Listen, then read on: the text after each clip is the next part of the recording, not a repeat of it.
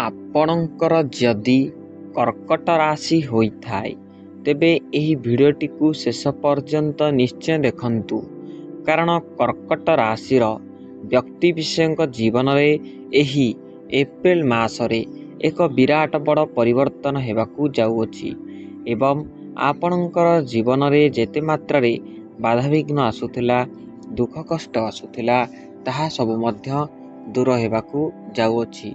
ତେଣୁ ଆପଣ ଯଦି କର୍କଟ ରାଶିର ବ୍ୟକ୍ତିବିଶେଷ ହୋଇଥାନ୍ତି ଏବଂ ଈଶ୍ୱରଙ୍କୁ ସଚ୍ଚା ହୃଦୟରେ ବିଶ୍ୱାସ କରୁଥାନ୍ତି, ତେବେ ଭିଡ଼ିଓଟିକୁ ଲାଇକ୍ କରିବା ସହ ଚ୍ୟାନେଲଟିକୁ ସବସ୍କ୍ରାଇବ୍ କରିବାକୁ ଭୁଲନ୍ତୁ ନାହିଁ ଏବଂ କମେଣ୍ଟରେ ଜୟ ମହାଦେବ, ଜୟ ଶନିଦେବ ନିଶ୍ଚିତ ଭାବେ ଲେଖନ୍ତୁ। ତେବେ ଦେଖନ୍ତୁ, ପ୍ରଥମତଃ କର୍କଟ ରାଶିର ବ୍ୟକ୍ତିବିଶେଷ ମାନେ ବହୁତ ସରଳ ଏବଂ ସାହସୀ ହୋଇଥାନ୍ତି। ତେଣୁ ଆପଣଙ୍କର ଇଷ୍ଟଦେବ ମହାଦେବ ହୋଇଥାନ୍ତି ଏବଂ ଇଷ୍ଟଦେବୀ ମା ମଙ୍ଗଳା ହୋଇଥାନ୍ତି। ଆପଣ ଯେତେ ମାତ୍ରାରେ ପାରୁଛନ୍ତି ଏମାନଙ୍କର ଆରାଧନା କରିବା ଦ୍ୱାରା ଆପଣଙ୍କୁ ମା ମଙ୍ଗଳା ବହୁତ ମାତ୍ରାରେ ବିପଦ ଆପଦରୁ ଘଣ୍ଟ ଘୋଡ଼ାଇ ରଖିବା ସହିତ ମହାଦେବଙ୍କର ମଧ୍ୟ ବିଶେଷ କୃପା ରହିବ। ଆପଣଙ୍କର କର୍କଟ ରାଶିର ଅଧିପତି ହେଉଛନ୍ତି ଚନ୍ଦ୍ରମା, ଯାହା ଆପଣଙ୍କର ଗୁରୁସ୍ଥାନରେ ତଥା ଲକ୍ଷ୍ମୀ ନାରାୟଣଙ୍କ ସ୍ଥାନର ଲାଭ ଘରେ ବିରାଜମାନ କରୁଛନ୍ତି। ତେଣୁକରି ଆପଣ ବହୁତ ମାତ୍ରାରେ ଶାନ୍ତ ଏବଂ ସରଳ ମଧ୍ୟ ରହିବେ ଏବଂ ଆପଣଙ୍କର ଦେଖିବେ କ୍ୟାରିୟର କ୍ଷେତ୍ରରେ ମଧ୍ୟ ଏହି ଏପ୍ରିଲ ମାସରେ ଉନ୍ନତି ଆସିବ। ତା ସହିତ ସ୍ୱାସ୍ଥ୍ୟ କ୍ଷେତ୍ରରେ ମଧ୍ୟ ଉନ୍ନତି ଆସିବ। କ୍ୟାରିୟର କ୍ଷେତ୍ରରେ ଖାସ କରି ଆପଣ ଚାକିରି କ୍ଷେତ୍ରରେ ଉନ୍ନତି କରିବେ। ଚାକିରି କ୍ଷେତ୍ରରେ ଉନ୍ନତି କରିବା ସହିତ ଆପଣଙ୍କର ଯେତେ ମାତ୍ରାରେ ଗ୍ୟାଷ୍ଟ୍ରିକ୍ ଜନିତ ସମସ୍ୟା ରହୁଥିଲା, ଡାଇବେଟିସ୍ ଜନିତ ସମସ୍ୟା ରହୁଥିଲା ସ୍ୱାସ୍ଥ୍ୟକୁ ନେଇ, ତାହା ମଧ୍ୟ ସମ୍ପୂର୍ଣ୍ଣ ଭାବରେ ଦୂର ହେବ ଏବଂ ଆପଣଙ୍କର ସ୍ୱାସ୍ଥ୍ୟ ବହୁତ ମାତ୍ରାରେ ସୁସ୍ଥ ହେବା ସହିତ ଆପଣ ଏକ ହେଲ୍ଦି ଲାଇଫ୍ ମଧ୍ୟ ବଞ୍ଚିବାକୁ ଲାଗିବେ ଏବଂ ଦେଖିବେ ଆପଣ ଅନେକ ମାତ୍ରାରେ ଗ୍ରୋ କରିବେ। ଆପଣଙ୍କର ଆର୍ଥିକ ଆୟ ମଧ୍ୟ ବୃଦ୍ଧି ହେବ।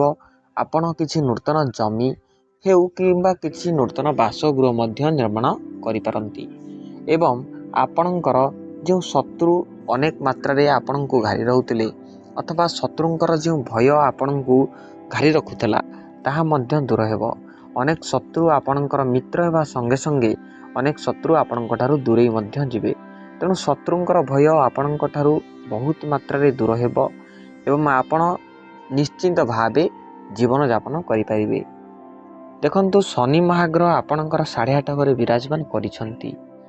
ତେଣୁ ଆପଣଙ୍କର ଯେଉଁ ପୂର୍ବରୁ ଘରେ କଳିକଜିଆ ହେଉ, ବାଦବିବାଦ ହେଉ ଲାଗି ରହୁଥିଲା, ସ୍ୱାମୀ ସ୍ତ୍ରୀଙ୍କ ମଧ୍ୟରେ କଳହ ସୃଷ୍ଟି ହେଉଥିଲା, ଭାଇ ଭାଇଙ୍କ ମଧ୍ୟରେ ଯେଉଁ କଳହ ସୃଷ୍ଟି ହେଉଥିଲା, ତାହା ମଧ୍ୟ ସମ୍ପୂର୍ଣ୍ଣ ଭାବରେ ଦୂର ହେବ ଏବଂ ଆପଣ ଏକ ବହୁତ ମାତ୍ରାରେ ଶାନ୍ତ ସରଳ ବ୍ୟକ୍ତି ପାଲଟିଯିବେ। ଆପଣଙ୍କର କିଛି ନୂତନ ବିଜନେସ୍ ମଧ୍ୟ କରିପାରନ୍ତି ଏହି ଏପ୍ରିଲ ମାସରେ। ତେଣୁ ଆପଣ ଯଦି ବି କୌଣସି ବିଜନେସ୍ ଆରମ୍ଭ କରିବାକୁ ଚାହୁଁଥାନ୍ତି, ତେବେ ନିଶ୍ଚିତ ଭାବେ ଆରମ୍ଭ କରନ୍ତୁ। ଏହି ଏପ୍ରିଲ ମାସରେ ମୋଟାମୋଟି ଦେଖିବାକୁ ଗଲେ ଆପଣଙ୍କର ପ୍ରତ୍ୟକ୍ଷ ଏବଂ ପରୋକ୍ଷ ଭାବେ ଉନ୍ନତି ଆସିବ, କିନ୍ତୁ ଛୋଟ ମୋଟ ଆକ୍ସିଡେଣ୍ଟ ହେବାର ଯୋଗ ରହୁଅଛି ଏବଂ ଚର୍ମଜନିତ ସମସ୍ୟା ଯେମିତିକି ଯାଦୁକାଛୁ ଜନିତ ସମସ୍ୟା ଦେଖିବାକୁ ମଧ୍ୟ ମିଳିପାରେ। ତେଣୁ ଏଥିପ୍ରତି ଟିକେ ସାବଧାନ ରୁହନ୍ତୁ, ସଚେତନ ରୁହନ୍ତୁ, କାରଣ ସୂର୍ଯ୍ୟ ମହାଗ୍ରହ ଆପଣଙ୍କର ରାହୁଙ୍କ ସହ ଏକତ୍ରିତ ହୋଇ ରହିଛନ୍ତି ଦ୍ୱାଦଶ ଘରେ। ଫଳରେ କିଛି ମାତ୍ରାରେ ଆପଣଙ୍କର ଆକ୍ସିଡେଣ୍ଟ ହୋଇପାରେ। ତେଣୁ ନିଆଁ ପାଣି ଠାରୁ ଟିକେ ଦୂରେଇ ରୁହନ୍ତୁ। ଗାଡ଼ି ମଟରକୁ ଟିକେ ସାଧା ହେଉ କିମ୍ବା ସିମ୍ପଲ ପରି ଶୃଙ୍ଖଳିତ ଭାବେ ଚଲାନ୍ତୁ। ଦେଖିବେ ବହୁତ ମାତ୍ରାରେ ଆପଣଙ୍କର ମଙ୍ଗଳ ଘଟିବ।